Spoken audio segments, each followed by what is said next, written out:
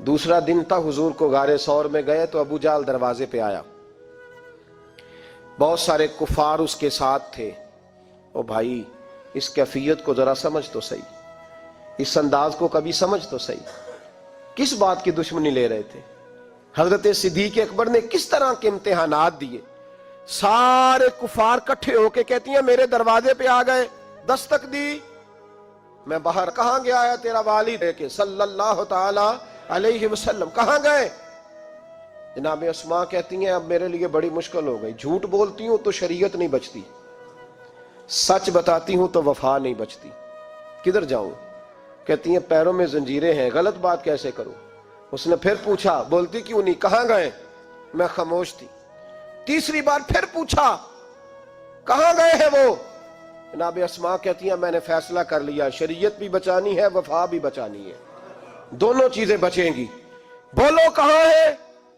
यहां तो लोग मर्द होके दीन के लिए नहीं डटते और एक मिनट के लिए भी अकीदे पर, मसलक पर डटने को तैयार नहीं होते। लोग देखते हैं मजलिस किस तरह की, उस तरह का रंग इख्तियार कर लेते हैं। जनाब अस्मा डट गई, जनाब सिद्दीक अकबर की साहिबजादी, और कहती हैं अबू जाल ने जब कहा ना बता कहां है, फरमाती हैं पता नहीं खुदा ने मुझे कितनी कुव्वत अता फरमाई। मैं बोली और बोल के कहा मैं अबू बकर सिद्दीक की बेटी हूं, मैं झूठ नहीं बोल सकती। कहने लगी अबू जाल सुन, मुझे पता है वो दोनों कहां हैं, पर मैं तुम्हें बताऊंगी कोई नहीं। मुझे पता है पर मैं तुम्हें, हो हल्का यारा तो बरे शम की तरह नर्म, रिज़्म हक को बातिल हो तो फौलाद है मोमिन। पता है मुझे वो कहां है, पर जुर्रत है तो पूछ के दिखा। कहती है चौक था मक्के का और मेरा इज्जत वाला घराना था, पर अबू जाल ने भरे बाजार में मेरे मुंह पे थप्पड़ मार दिया। कहती है मेरे कान में बाली थी, नीचे पत्थर था, मैं उसके ऊपर गिरी तो मेरा कान फट गया। लोगों ने अबू जाल को पकड़ा ले गए। फरमाती हैं वो आजमाइश भी मैंने दी, इम्तिहान भी दिया, फिर मैं अंदर आई और मैंने फिर अपने उस बहते हुए खून को अपने कपड़े के साथ साफ किया, मुंह को लपेटा और फिर मैं खाना पकाने लगी। कहती हैं उसी तरह खाना पकाया, उसी तरह तैयारी की। गारे सौर पे जो पहुंची तो अबू बकर सिद्दीक ने लिपटा हुआ मुंह देखा। बेटी को तकलीफ में देखे और फिर बाप रात सो जाए, ये हो नहीं ना सकता। तो कहा अस्मा बेटे चेहरे को क्या हुआ, क्या बात है। अर्ज की कुछ नहीं अब्बा जी। फरमाया नहीं बेटे कोई तकलीफ है, कोई चोट है। नहीं अब्बा जी कुछ नहीं। हुजूर ने फरमाया अस्मा खोल ना बेटे चेहरा क्या है। जनाब अस्मा ने कपड़ा हटाया तो खून बहने लगा। क्या हुआ। अर्ज की हुजूर कुछ नहीं, अबू जाल आया था, पूछता था, क्या बताती, झूठ बोलती तो शरीयत में इजाजत नहीं थी, बता देती तो आपको तकलीफ होती। उसने ना बड़े चौक में थप्पड़ मारा, मेरा कान फट गया। हुजूर मैंने कुछ बताया नहीं। नबी करीम सैयद आलम अलैहिस्सलातु सलाम के हाथ उठे और अजीब दुआ दी हुजूर ने। कहा अल्लाह मैं अबू बकर से और इसके घर से राजी हूं, तू भी इनसे राजी हो जा। हजरत अस्मा कहती है मेरी अम्मा को मेरे वालिद ने तलाक दे दी थी, क्योंकि वो कलमा भी नहीं पढ़ती थी और ज्यादा कुछ शिद्दत रखती थी मुशरिकाना मामलात में। कुछ लोग तो कहते हैं हुजूर के लाने नबुव्वत से पहले ही जनाब सिद्दीक अकबर ने उन्हें अलहदा कर दिया था। लेकिन हजरत अस्मा फरमाती हैं कि मेरे वालिद ना मुझसे जरा ज्यादा मोहब्बत करते थे। मेरे वालिद जरा मुझसे, क्योंकि मेरी वालदा मौजूद नहीं थी तो हजरत सिद्दीक अकबर ज्यादा प्यार करते। लेकिन हजरत अस्मा का ये भी कमाल देखें, बुखारी शरीफ में हदीस मौजूद है। हजरत अस्मा कहती है मेरी मुशरिका माँ मुझसे मिलने आई, कई सालों के बाद दरवाजे के बाहर आके अम्मा ने आवाज दी अस्मा तेरी माँ आई है। तो हजरत अस्मा तेजी से उठी, माँ मिली है ना कई सालों के बाद, लेकिन जाके बगलगीर नहीं हुई, बल्कि अम्मा दरवाजे पे थी तो जनाब अस्मा ने अंदर से कुंडी लगा ली, दौड़ के उठ के कुंडी लगाई और कहा जाओ हजरत आयशा सिद्दीका को मेरा पैगाम दो कि महबूब से पूछ के बताएं कि मुशरिका माँ आई है, अगर नबी पाक कहेंगे तो अम्मा से मिलूंगी। इसलिए कि मेरा सारा कुछ मेरे नबी से वाबस्ता है, मेरा सारा कुछ महबूब के कदमों से वाबस्ता है। हुजूर इजाजत देंगे, ये बुखारी मुस्लिम में मौजूद, फिर मिलूंगी।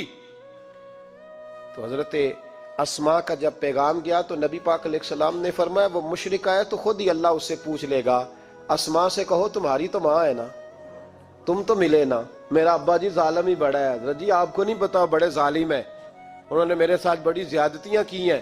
او بھائی, میرے محبوب سے بھی ایک صحابی نے کہا تھا, یا رسول اللہ آپ کہتے ہیں والدین کی فرما برداری کرو, تو اگر والدین ظلم کریں, والدین اگر ظلم کریں, میرے محبوب کی زبان سے ایک حرف بھی کبھی فضول نہیں نکلا, بلکہ رب جب فرماتا تھا تو محبوب بولتے تھے. اس نے ایک دفعہ کہا حضور اگر والد ظلم کرے, نبی پاک نے 3 دفعہ فرما او یظلمو او یظلمو او یظلمو, اگر وہ ظلم بھی کریں ظلم بھی کریں ظلم بھی کریں تو پھر بھی تو نے ماں باپ کی فرما برداری کرنی.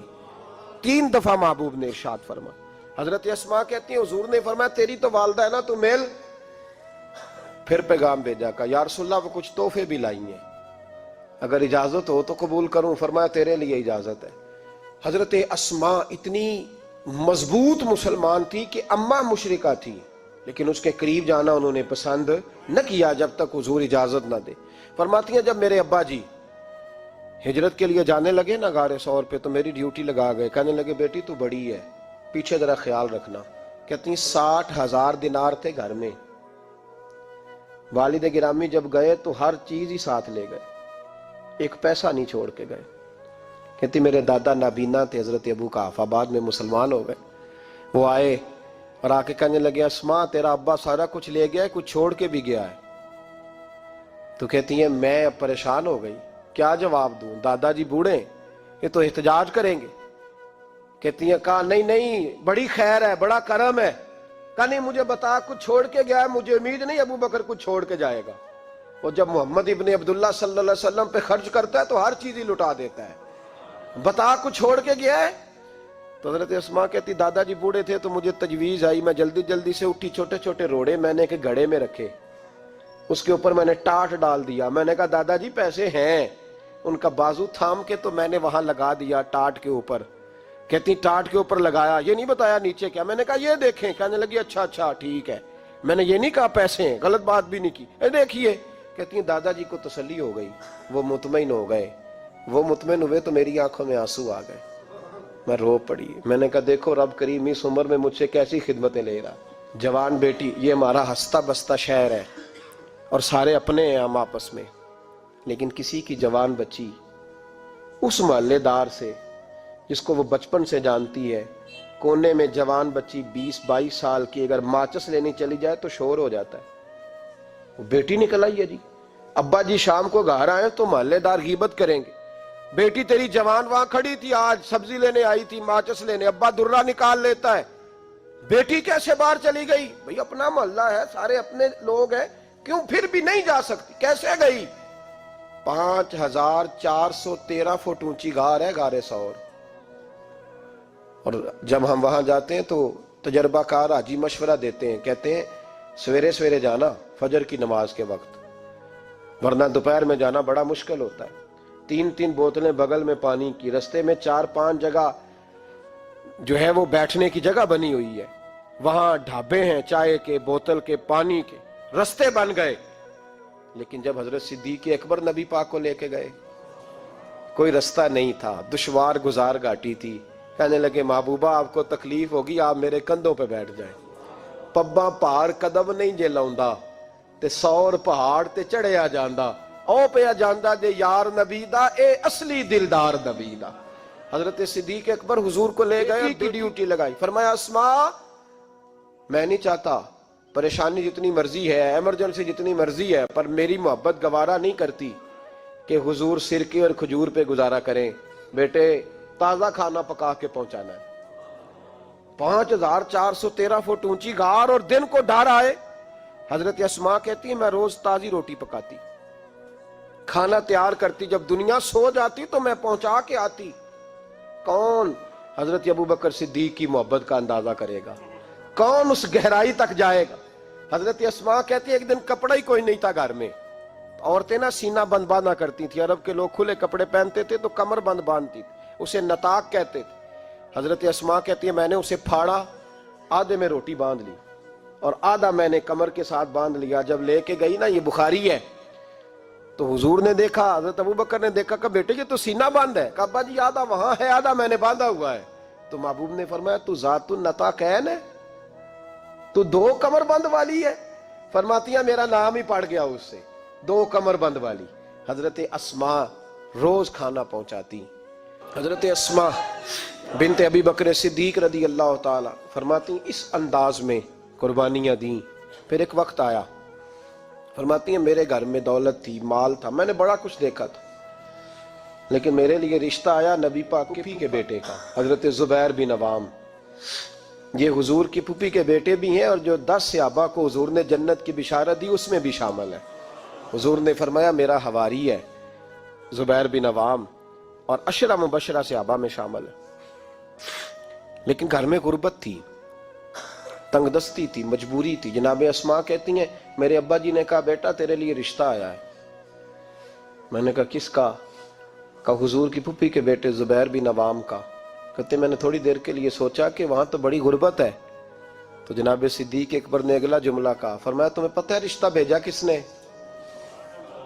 کہا ابا جی کس نے؟ کہا مصطفیٰ کریم نے۔ جناب اسماء کہنے لگی پھر آپ کو مجھ سے پوچھنا نہیں چاہیے تھا، پھر حضور نے پسند کیا ہے، محبوب نے، اتنے میرے نصیب۔ حضرت اسماء کہتی ہے میں اس گھر سے گئی تھی جہاں 3 غلام ہر وقت ہوتے تھے، اور یہ بخاری مسلم میں آپ کو ملے گا۔ بیٹی صبر کر، تیرا خامد نیک ہے، اگر تو اس کی رضا میں دنیا سے گئی تو رب تجھے بغیر حساب جنت عطا فرما دے گا۔ اور خامد کی پرہیزگاری بھی تو دیکھو نا بھائی، صرف دولتوں کی ضرورت ہے، صرف ان چیزوں کی ضرورت ہے، اس کی پرہیزگاری بھی دیکھو۔